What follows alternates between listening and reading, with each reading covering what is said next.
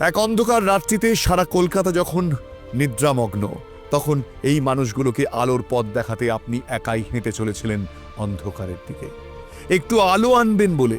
কারণ আপনার সেই বজ্র নির্ঘোষ বাণী বাঙালি ভুলতে পারে, কিন্তু ইতিহাস ভোলেনি। অন্ধকারতম রাতের পরেই তো থাকে আলোর ইশারা। এই বাণী তো আপনিই বলেছিলেন।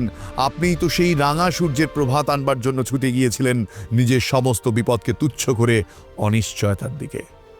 আমরা পেয়েছি নেতাজি, আমরা পেয়েছি স্বাধীনতা, তথাকথিত স্বাধীনতা। যে স্বাধীনতায় আমাদের হাতে 1000 টাকা গুজে আমাদের ভবিষ্যৎ নিয়ে ছিনিমিনি খেলার লাইসেন্স পেয়ে যায় রাজনৈতিক নেতারা।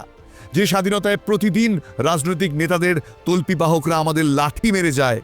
যে স্বাধীনতায় দেশের ভালো মন্দ বিচারের থেকেও শুধু 5 টাকার ভাত খাওয়া আর পাড়ায় জলসা কালচারের মধ্যে নিজেদের সংস্কৃতিকে তলিয়ে যেতে দেখেও আমরা হাততালি দিয়ে উঠি। যে স্বাধীনতায় ধর্মের নামে একে অপরকে লড়িয়ে দিয়ে রাজনৈতিক নেতারা ফায়দা তোলে, আমরা চুপ করে থাকি।